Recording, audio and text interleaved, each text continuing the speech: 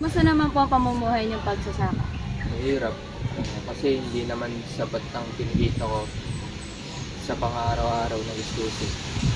So, paano niyo natutustusan ang pangangailangan ng iyong anak? Talagang sinisipagan ko lang po at dinadagdagan ko lang ng tiyaga para matustusan ang pang-araw-araw namin pamumuhay. Si Tatay Carlo ay isang magsasaka sa Cavite, mag-isang nagpapalaki sa kanyang anak na babae sa pamamagitan ng pagsasaka.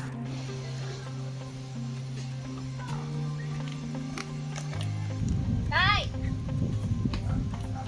Ayan na, papasok ka na ba? Opo.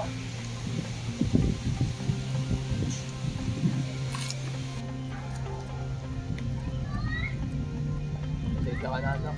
2 piso na naman ang bawon mo. Ay naku tay, okay lang po. Kunin lang po ako. Ingat ka anak. Salamat po. Ano po ang gusto niyong sabihin sa ating gobyerno? Sana po mas bigyan pansin kaming magsasaka at taasan ang bilihin ng bigas. Kasi tulad ngayon, tagtuyot, paano na kami ng pamilya ko? Sana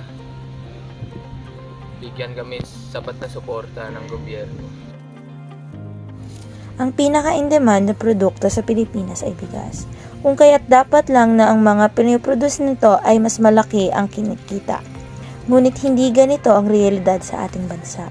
Ang mga magsasaka na araw-araw kumakayod upang kumita at may maitustos sa pamilya, ay hindi sapat ang perang nakukuha sa pagsasaka upang guminhawa man lamang ang kanilang buhay. Ito ay sa kanilang kakulangan ng sistema ng gobyerno.